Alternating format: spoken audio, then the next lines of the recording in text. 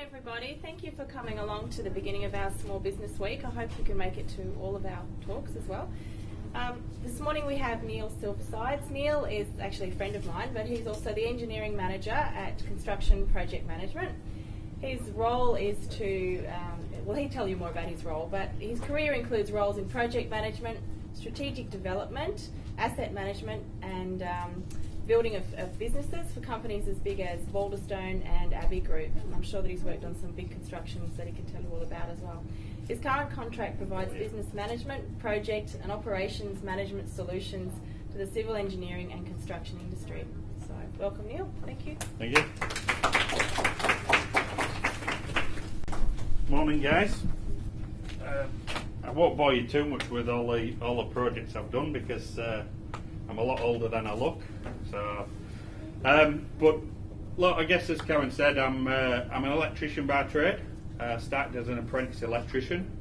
So I hope I'm testament that you can come from sort of down there with a craftsman and you can build up through your career.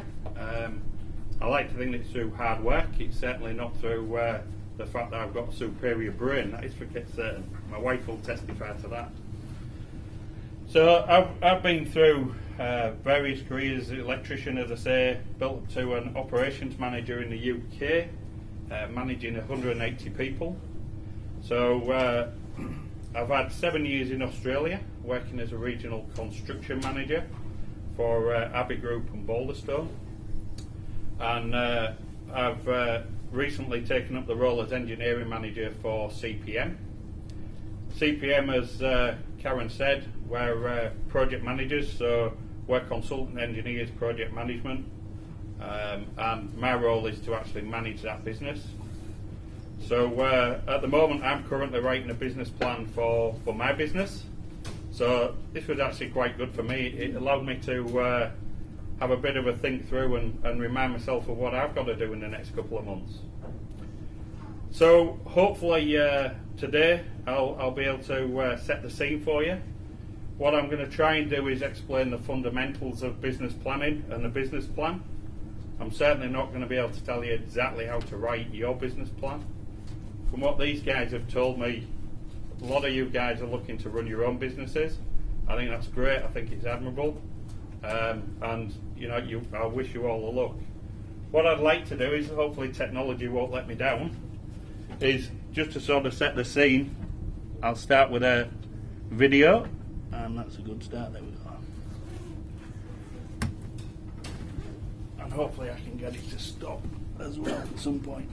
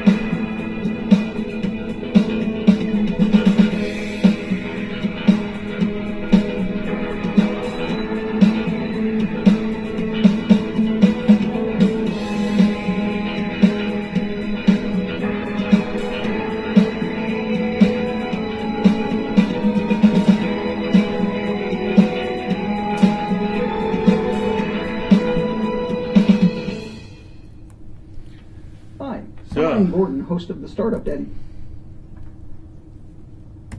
As it says there, you need a plan. I think we've all seen those adverts that tell us that we can get rich quick. We can all do it 2 hours a day, $500 a day. First question for you lot: anybody actually believe that? Thank God for that. They've taught you something. So look, why do we look to develop a plan? It's to give you a vision, give you an idea of where you're going, provides a reference document for you, and if you've got staff, for your staff, they understand what you're trying to achieve. Larger companies, it's going to provide you a framework for internal approvals. In in the larger companies, what you'll have is you'll have an overall business plan, and then each department underneath that will have their own business plan or operational plan. So depending on what you guys are looking to do, there's a reason for a business plan at all levels. Provides a tool for operational management. So again, it gives you a reference document when you're looking to develop the way forward. And if you're looking to start your own business, or you're looking for further investment within a business, then it provides you with a framework and a document for you to go for external funding. So go for your loans, go to the bank, convince them that the $1 million that you want to borrow, you're not just going to fritter away on a Ferrari and a couple of nice holidays. You're actually going to deliver a return for them. Along the way, it also allows you to benchmark the decisions that you're making for the business and look at the opportunities that are there and whether or not that opportunity fits your business plan. Might not fit your business plan, doesn't mean that it isn't the right opportunity. That's all I'd say there for now. You've got to remain flexible. So again, I've tried to break this up because, as Karen says, my voice is hard to understand. So I've tried to break this up with videos. Short video here with a summary that will help you to follow the rest of the presentation as we go through it. And I say about my accent, but this lady's American, so I don't know how you go with that. YouTube's a wonderful thing. Hi, I'm Kyla Fennell, business expert with UltimateBizSystems.com. A question I frequently get asked in my line of work is how to write a business plan. So today, I'm going to give you my best advice how to take all of the ideas out of your head and put it on paper. Step number 1, take this dream that you have and write it into a one-sentence mission statement. Why ain't that working? Also describe your vision. Step number 2. Wait a minute. See if we can get to this. Technology for you. Try again.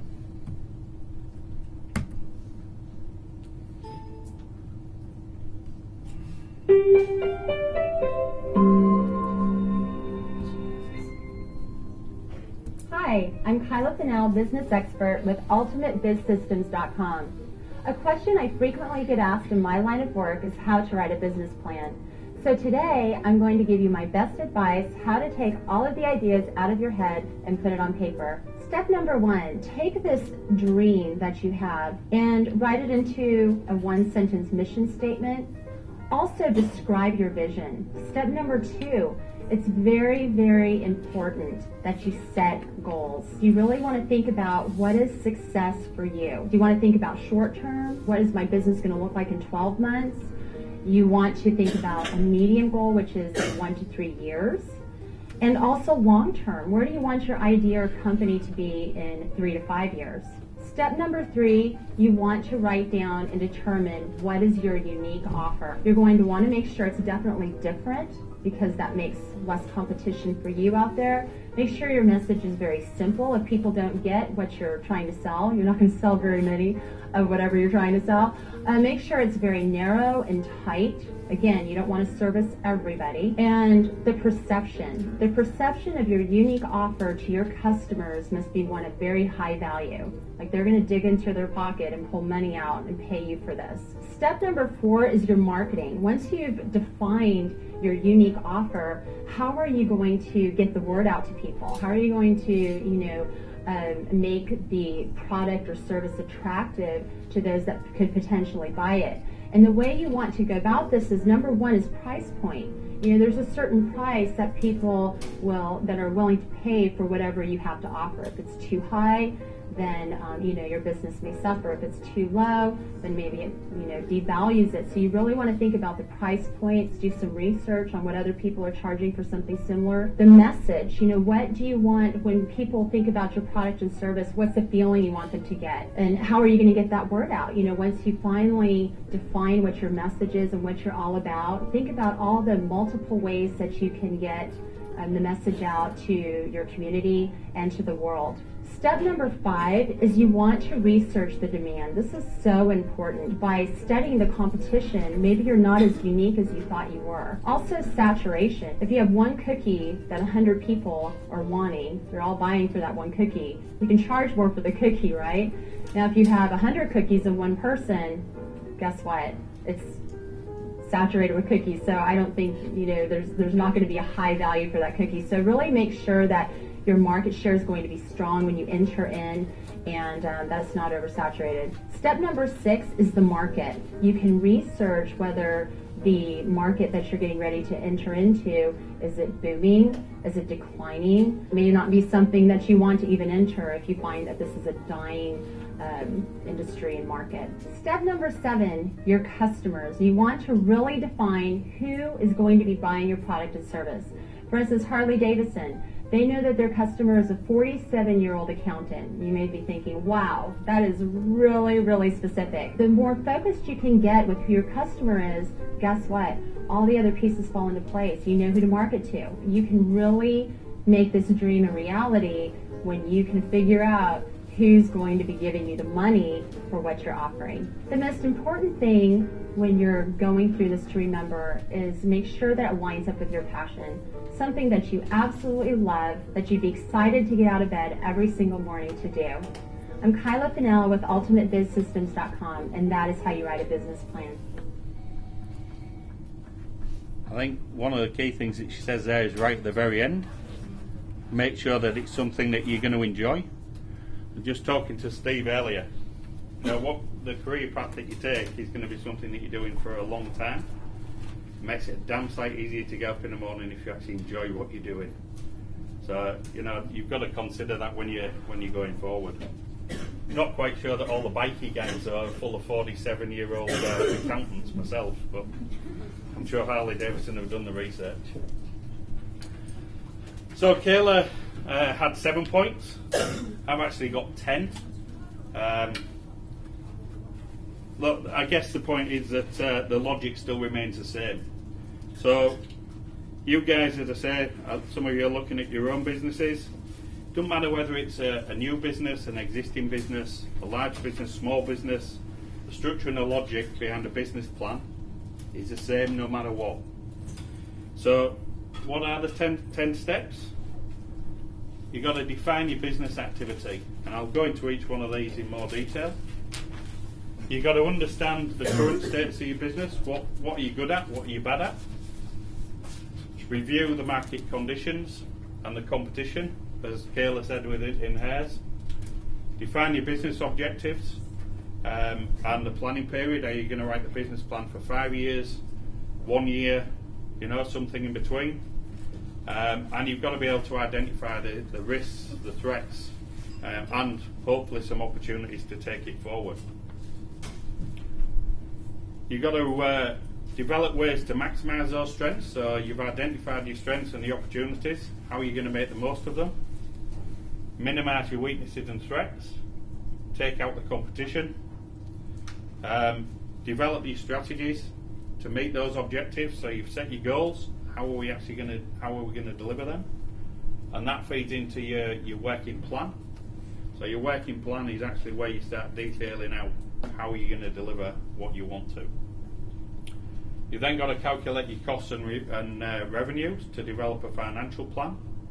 Particularly important if you're looking for funding from an external source.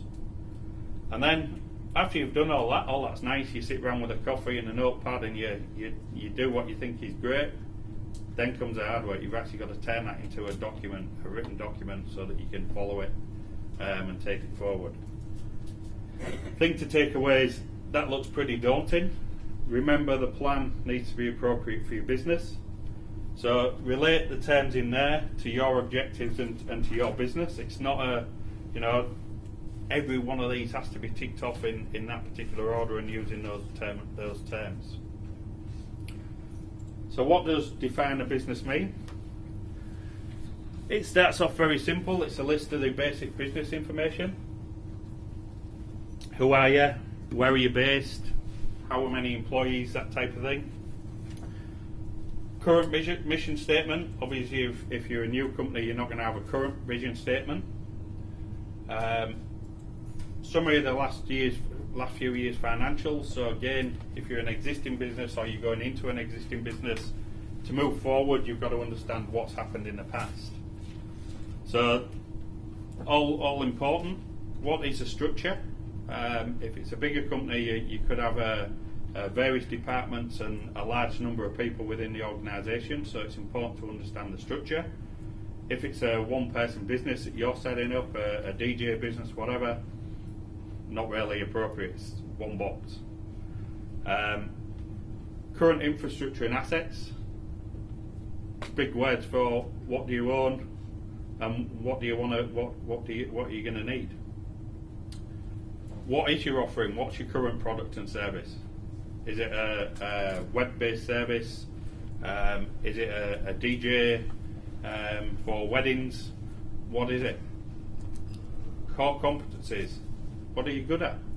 You know, why are you doing it? If it's something you enjoy, you're passionate about it, that's a plus, that's a competency.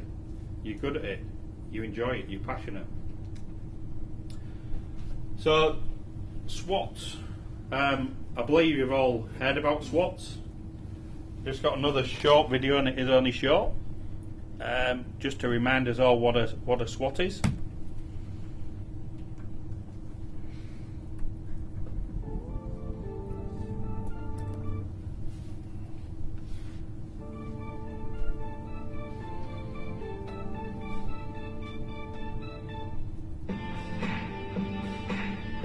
I like the groovy music, that's why I use this one.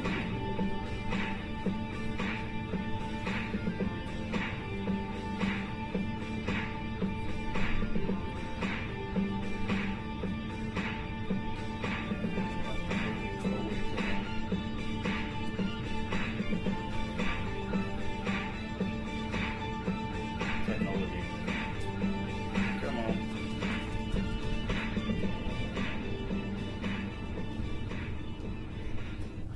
Not played right either.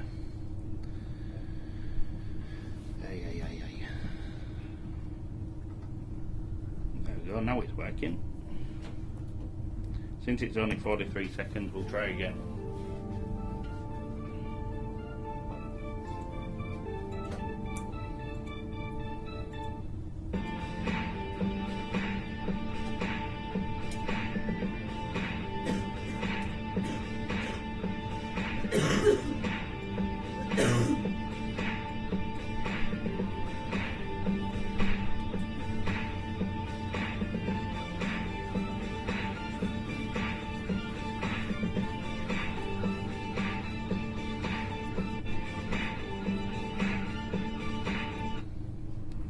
Look familiar?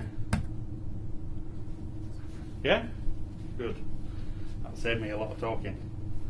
So, why I've separated them out is what you've got to understand first, as we said in the previous slide, is you've got to understand your strengths and weaknesses. You know, you might have a good R&D facility, you might have a bloody great idea, your branding might be great, you're in a great location. You know, if you're selling coffee and you're on the corner of two main streets, is that the best location? Passing trade, etc. So you've got to consider whether or not it's good or bad. These are only examples, obviously. Weaknesses: if you're producing something, you might be slow at doing it. If it's handmade, you might have poor management in place. If you're in a bigger company, obviously, if it's a single company and it's you guys, you're going to have great managers. You might have old plant and equipment, you've inherited it, or poor understanding of the market, you just don't really know what's out there. So you've got this idea, but what the hell is out there? You don't know. So moving on to that, you've got to understand what the market conditions and competition is. So market conditions is a growing, shrinking market. Example might be apps for iPhones and iPads. It's an ever-increasing market. At some point, though, surely it's going to top out. I mean, there's that much garbage out there now. My son keeps sending me all these new apps, and I think, yeah, what do I want that for? But, new technology entering the market. again, you can say the same: smartphones, apps, iPads, touch technology. What's the external market pressures? The global economy. Where is the mining boom going to go? Competition. How many people are there in that market? Are they growing? Are they shrinking? Are other people getting out of the market because it's too hard?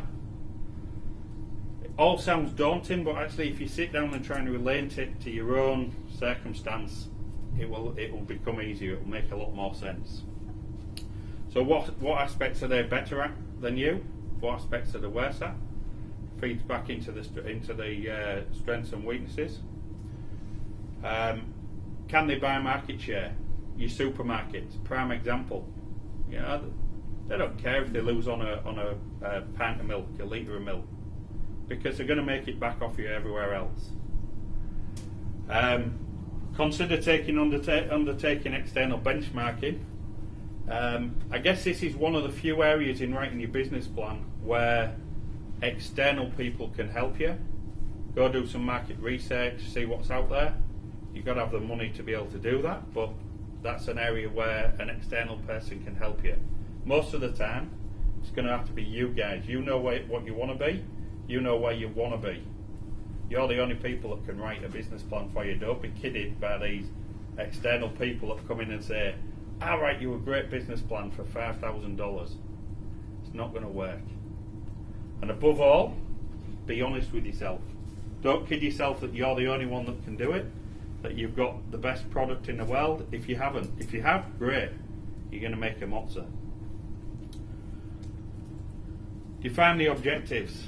So again, there's a few examples there rather than how to define your objectives. Only you guys can do it. So are you looking to increase the business value? Are you looking to maximise the profit and get as much money out as you can, as quickly as you can? That might seem straightforward that of course you want to maximise your profit, but you've got to weigh that across your long-term goals.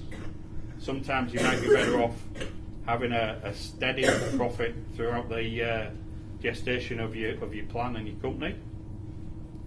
If you're a bigger company and you've got shares, you've got to provide a dividend return. And trust me, in the bigger companies, that matters more to them than customer service and the rest of it. Banks, prime example recently. That's all about retaining dividends to the shareholders. Minimise your risks. You might be risk averse, like I am personally. I don't do anything in my personal life that's going to put my house at risk and my family's lifestyle at risk. Position a company for sale or equity. You may be that you've got your company up and running and you now want to get it in a situation where you can easily sell it on or sell part of it. Example of that is actually the company that I work for. The current owner, there's one owner. He's looking at releasing equity. And so part of my business plan is to make sure that that business is structured in a way that allows him to phase out of the business over a 5-year period. Fine for me, that allows me a chance to buy the equity as well. Build a company to wealth domination. Anybody fancy that one? Come on, there must be at least one. Next Bill Gates. Yeah. I thought I could see you grinning at that one. I knew it was you. Deliver better social outcomes. Might be that actually it's not about profit. It's about returning something back to the planet or back to the world.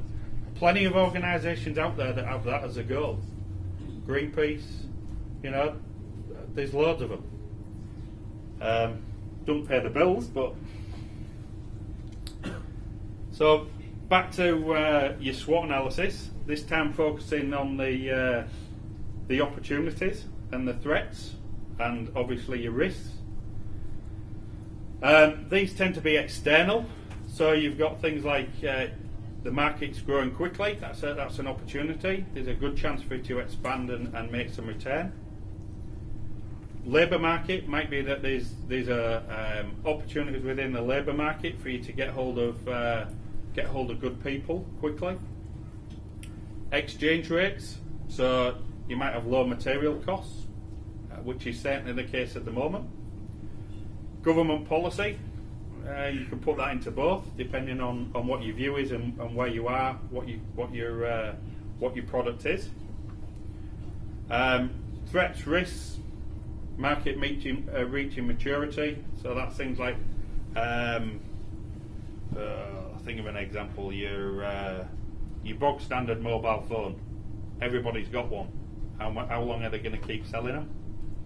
Everybody now wants a smartphone. So to set up to start a business to build a bog standard brick of a mobile phone, you ain't going to sell many. Changing government policy, as I said, that can go into both. A great example of that one is the CSG market at the moment, so coal seam gas. So a year ago, coal seam gas was seen as the next big thing. It was going to be what you needed to be in. It was good for the environment. It was great for the economy. All of a sudden, somebody's decided that they're the biggest pariah that there is going. They're killing the environment. They're ripping down farmers' fences, etc., etc. So that change in government policy, all of a sudden, the government's latched onto that and made it a damn sight harder for these guys to get approvals and actually carry out the work. So their business model, and I've worked in this industry, has changed dramatically over the last 12 months. Cheaper competition, somebody comes in new, starts selling things cheaper. Volatile labour market, strikes, etc. Again, when it's just you, if you're going to strike on yourselves, then yeah, you need to be checking whether or not you've got things right. So, moving on, again, I'm told that you guys understand pest. Pestle is just an extra add-on, and I guess it's more applies to the larger companies than the smaller companies. Won't spend too much time talking about that. You all know political, economic, social, cultural, technology, and then the other two, as I say, environmental and legal. Stands for itself, the types of things that fall into there. You've just got to weigh those up and perhaps carry one of those out for all the different areas within your business if it's a larger business. Your production, your marketing, your customer service. It really all feeds back into your SWOT. So what do you do to maximise your strengths and weaknesses? Maximise your strengths and opportunities. Minimise your weaknesses and the threats. You've got to develop strategies. You've got to develop ways to minimise those weaknesses. So, example might be that you've got, as a strength, you've got a good time to market, you've got low material costs. Do you consider actually reducing the margin on each one of those products to squeeze the competition? Again, that's what the big supermarkets do. They pick some items and they start squeezing the competition. How do you mean that when the competition's gone, hey, it's happy days, everyone's happy. Weaknesses, you might have slow delivery times. So should you look at automating it? Should you look at new machinery?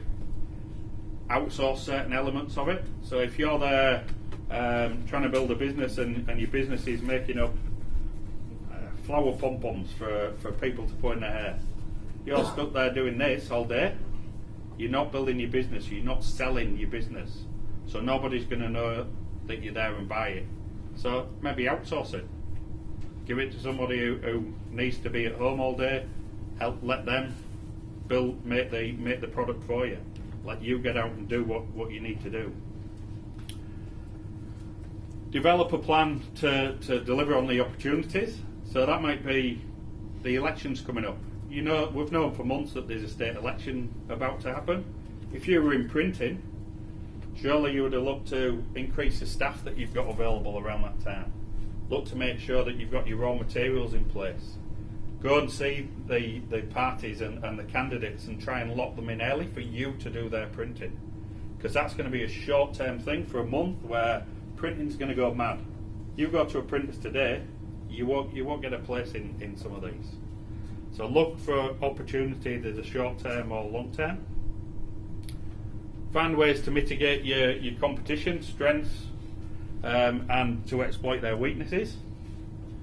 So if for instance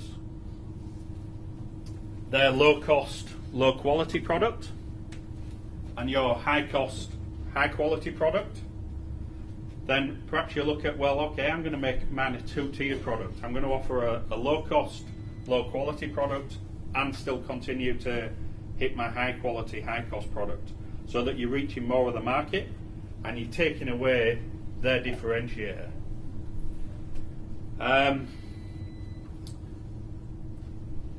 Threats, yeah, I mean, look, you don't always see them coming. I guess the point is that throughout this business plan, you've got to remain adaptive. You've got to be flexible. So if you see something coming, either a threat or an opportunity, be willing to move and adapt and take it where you need to go. Develop a strategy. So redefine objectives, mission statements, value statements. As I said earlier, if you're a new company, it won't be redefined, it'll be set in one. And to give you a rest from my voice and me a chance to rest it, I've got another little video in here that I'm sure you will all recognise. I began writing what they call a mission statement. Not a memo, a mission statement. You know, a suggestion for the future of our company. A night like this doesn't come along very often. I seized it. What started out as one page became 25. Suddenly, I was my father's son again. I was remembering the simple pleasures of this job, how I ended up here out of law school, the way a stadium sounds when one of my players performs well on the field, the way we are meant to protect them in health and in injury. With so many clients, we had forgotten what was important. I wrote and wrote and wrote and wrote, and I'm not even a writer. I was remembering even the words of the original sports agent, my mentor, the late great Dickie Fox, who said, "The key to this business is personal relationships." Suddenly it was all pretty clear. The answer was fewer clients. Less women. More attention, caring for them, caring for ourselves, and games too, just starting our lives. Really. Hey, I'll be the first to admit it. What I was writing was somewhat touchy-feely. I didn't care. I had lost the ability to bullshit. It was the me I'd always wanted to be. I took it in a bag to a coffee mat in the middle of the night and printed up 110 copies. Even the cover looked like the Catcher in the Rye. I entitled it, "The Things We Think and Do Not Say. The Future of Our Business."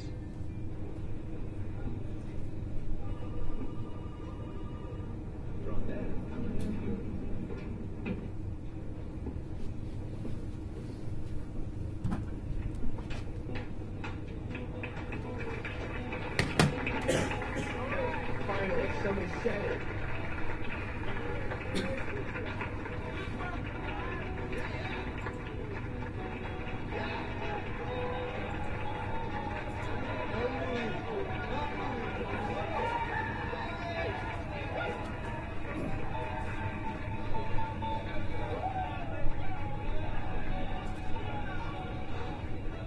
I was 35. I'd started my life. How long did you do? About a week.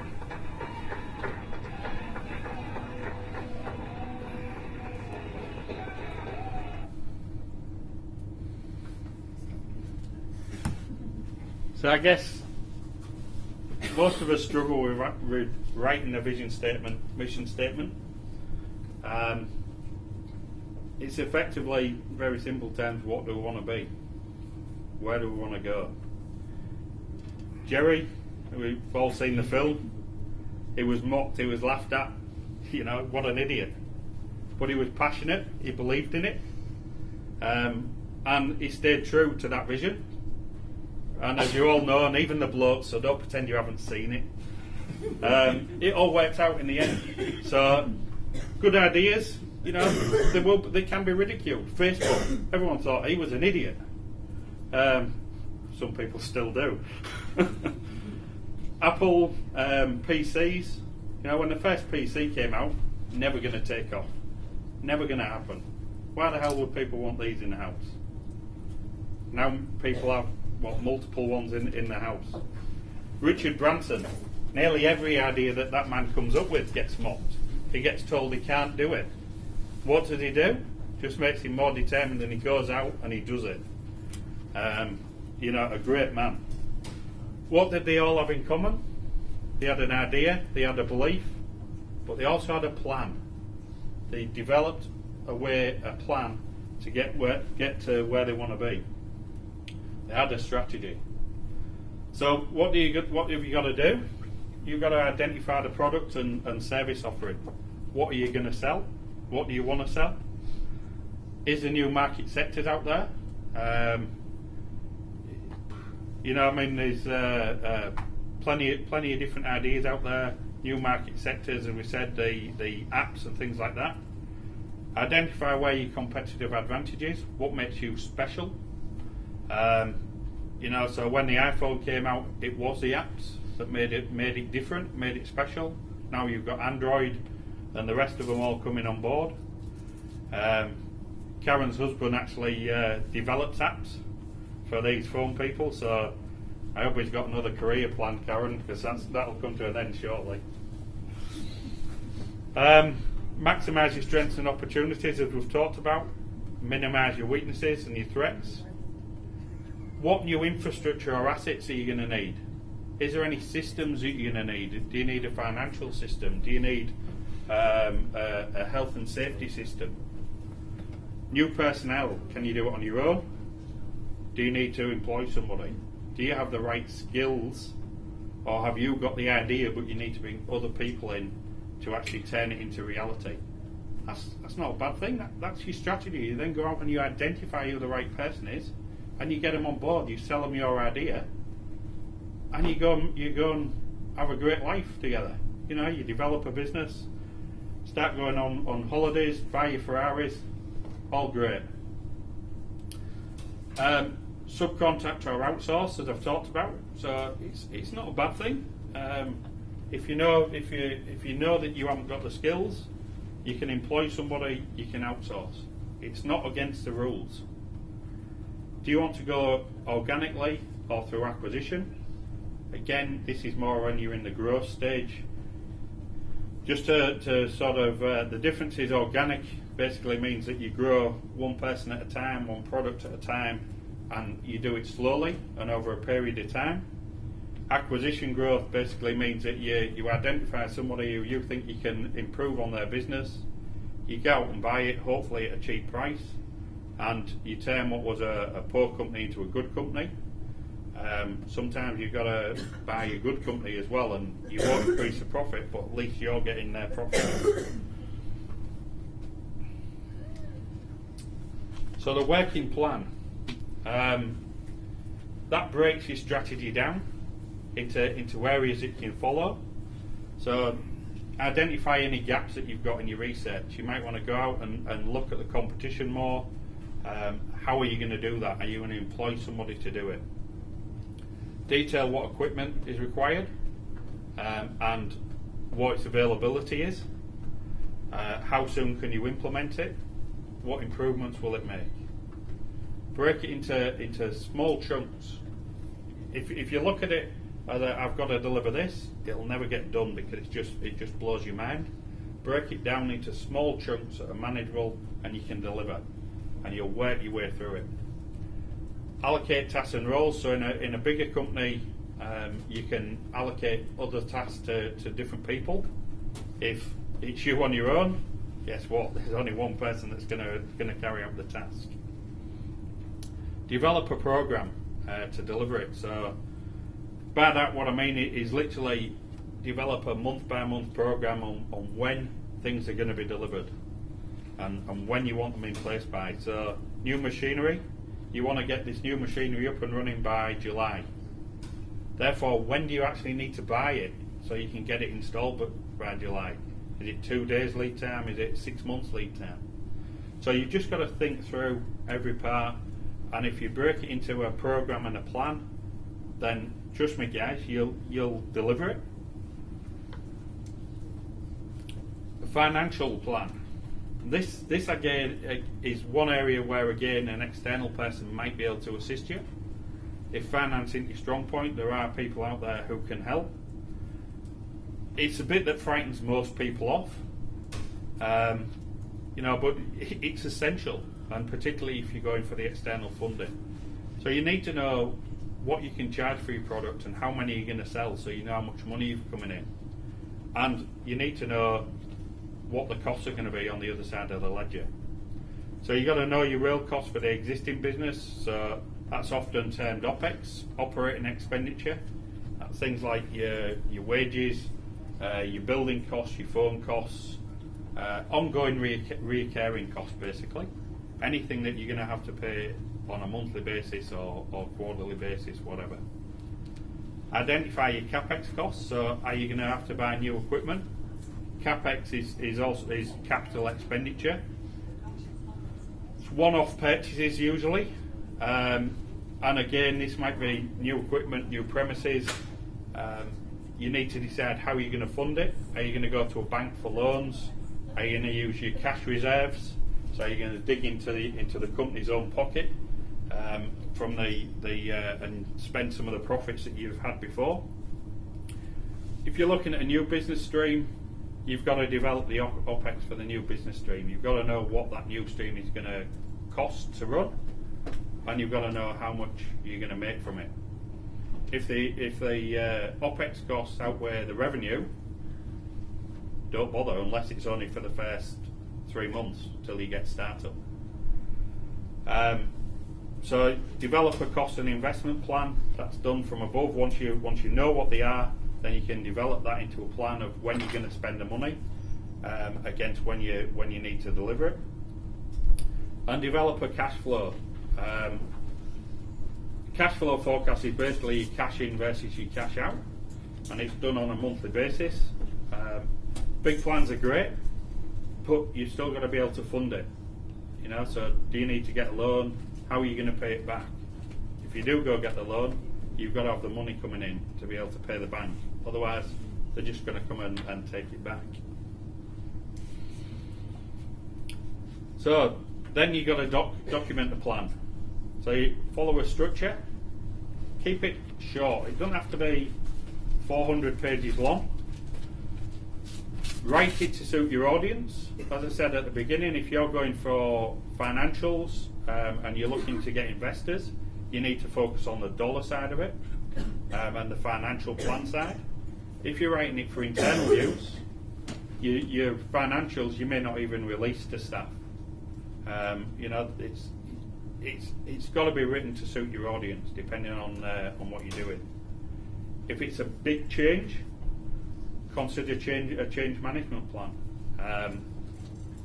If it's smaller companies, obviously not going to be required. But if you're working within a big company, consider having a change management plan. Because what you've got to do, it's absolutely essential with any of these business plans, is you've got to have your staff understanding where you want to be and bought into the plan. Otherwise, it'll fail. They've got to know where you're trying to take the company. So what would that document look like? Very quickly, the items there.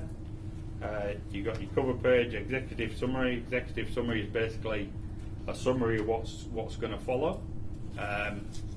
You can start writing your executive summary as your next page, but 9 times out of 10 you need to revisit it after you've been through the rest of the information and bring it back full circle. An executive summary in big companies or when you're going for investment is where you catch their attention. If most of the senior management will only ever read your executive summary, and if they read that and it's no good, they don't bother going any further. So be willing to put time into that. It only needs to be half a page. In fact, I would say no more than that. But think about it, put your time in. As we said before, describe your business. Do your SWOT, your market analysis. Explain your vision. What's your strategy? Your financials, and that only wants to be a summary again. And then your conclusion and summary, which then feeds back into your executive summary. And then the appendices is basically, that's where you put all the bull, that's where you put the 400 pages of your financial statements, previous, future, etc., any quotations that you've had for the equipment and so on. So, top tips, get to know your audience. Who you trying to use this on? Who are you trying to sell it on? Take your time. You know, you don't have to write a business plan in a day. If you do, you've probably not done a thorough job on it. You've probably not done a good job. So plan your plan. Do it right.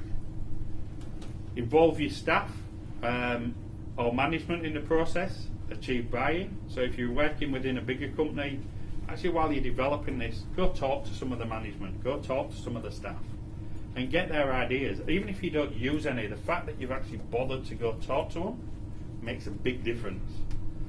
And then when you're coming back and you're selling it to them, explain to some individuals why you maybe didn't take up their idea. If it's really off the wall and was going to cost $1 million, tell them, explain, because then they understand why you've not gone forward with it. Check in against your plan. So a lot of people write business plans. Done that, put it on the shelf, bottom drawer, never look at it again. Wrong way, what's the point? You've got to look at it, you've got to revise against it. I don't mean you've got to stick to it rigidly. If things change, you can remain flexible, you can adapt it, but at the end of the day, use that plan to help you guide the business and your staff and your decisions. As I say, remain flexible and adaptive. It will change, things will change. If you're writing a 5-year plan, you look back 5 years, what was the political outlook? What was the market like? What new technologies come on in 5 years? So things change, but that doesn't mean you can't plan. While I just have a drink of water, I've got another video to finish with, and then I'm happy to answer any questions that you guys have got. This, I think, Karen, is available. A copy of this is available if you want to.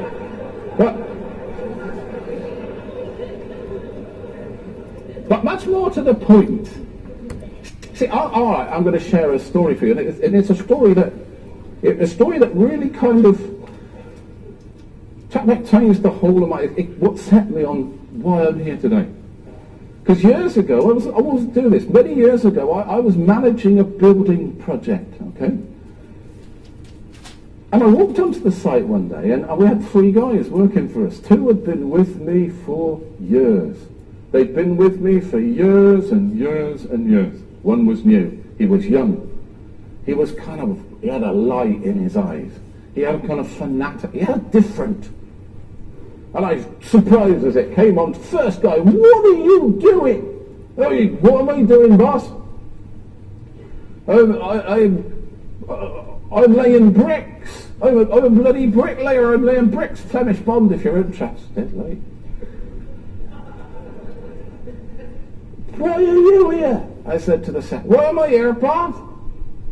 I'm here for £10 an hour. That's why I'm here. And I went to this new kid and I said, what are you doing? What am I doing? What am I doing? I'm building a place where ill people can be made well. He said, I'm building a place where the sick can be healed. Bloody hell. I was completely stunned. Well, it just had a completely different way of looking at the job. I was stunned, I was taken aback, I was humbled. We had to fire him because we were building a petrol station, but...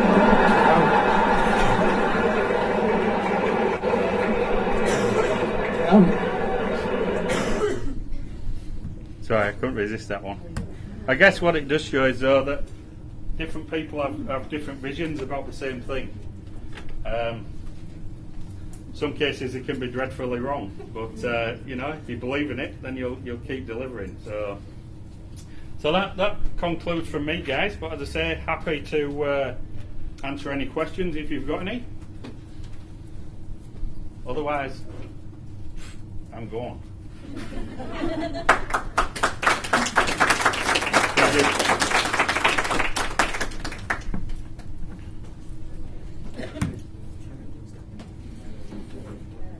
will actually be hanging about for a coffee. So if anybody does have any questions in the next sort of 10 minutes, then I'm happy to answer them. Yep. Our students do a lot of mission and vision statement, and you mentioned that in your second lecture, and you say the company is new, they don't have a mission or vision statement? No, what I'm saying is that they should have one.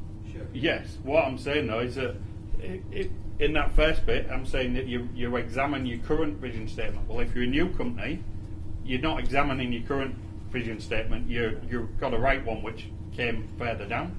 So you redefine what your business strategy is. It's essential that you've got that vision. If you don't have that vision, what the hell are you delivering when you don't know where you're going? So our students do a lot of vision and mission statement. Is it possible for you to please explain exactly what a mission statement is? Is it something that a company works on? Is it a difference between the two that they want to run a business on? Yeah, look, a vision is where you want to be. It's what you want to, what you as an individual or as a company want to be. Do you want to be the best in the world? Do you want to return something to the environment? What do you want to be? A lot of them are very global and high level. When you get down to your mission statement, it's more about the deliverables. So it's we want to be the best in class. We want to be the best DJ that there is in Southeast Queensland. We want to deliver on time every time. Employer of choice. That's one that you'll see in a lot of the big companies. They use time and time again. And I think that's the one thing you've got to be careful of, that you don't get stuck into just regurgitating somebody else's vision and mission statement. It's got to be personal. Then wouldn't it depend whether you're going into a franchise or not as well? It could do, yeah. If you're looking to buy into a franchise, then they'll have an overarching vision and mission statement, and they'll give you a lot of support to develop a business plan, particularly on the financial sides. But you can have within a franchise or a bigger company, each department can have its own little vision and its little mission statement on how is it going to deliver, to the bigger company the best it can. So even if you're running a Subway franchise, within your within there, you can still have your own personal vision statement for your franchise in your branch. And it's just important that the staff understand what that is. Talk about if companies with beneficent ideas, hiring staff of high quality and all that. As far as I'm concerned, companies as well as government, they all lies or hypocrites. When the bottom line is bottoming out, the first thing they do is to arrest the staff and get rid of them. Look, I don't disagree with you. It comes back down to what I said earlier. The larger companies, Bank ANZ are the prime example. They've just made record profits again. Yet they put everybody's interest rates up and they're laying 1,000 staff off. There's only one reason for that, and that's return to shareholders. And that's what I said. That's what bigger companies will focus on. Don't be kidded into all we want to be the employer of choice and we want to give you this, we want to give you that. If you're senior management, apparently it works at ANZ, you go on a nice cruise, but that's by the by. Yeah. So, but I think as a smaller company, I don't know that is necessarily true. Certainly, we're not a large company that I work for, and I don't employ people that I don't think are going to be there long term. It just doesn't work for me because I'm actually hiring people out. And we've stood by people where we haven't found a placement for them for 6 months. But we're not going to let them go anywhere because that's who we want to employ. So, you have that choice. If you're setting up your own business, you have that choice on what type of employee you want to be, what type of business ethics do you want to run. And that's a personal choice as well. Sure, but has anybody ever challenged companies on their vision and mission statements? Take for instance, I first time come across Coca-Cola, and their mission statement is to refresh the people. they refer people with a poison product. I'd like to know how it's going to help people in the long term. They don't, and that's why I said, you know, don't get pulled into these global mission statements and vision statements, you know, such as you look at every large construction company in Australia, and I'll guarantee you that every single one of them in their mission statement has employer of choice. And it is bullshit, because all they're bothered about is the return. They don't care when it comes down to it about the individual. So I agree with you. Yeah, and when they start sacking people, do the people challenge them on the mission statement? That's the trouble. They get away with it. I don't disagree with you, but I'm not here to talk about the Coca-Colas. I'm talking about for you personally. If you're running a business, you want to run a business, and you want to manage a business, you've got to write that vision statement and that mission statement about what you truly believe in.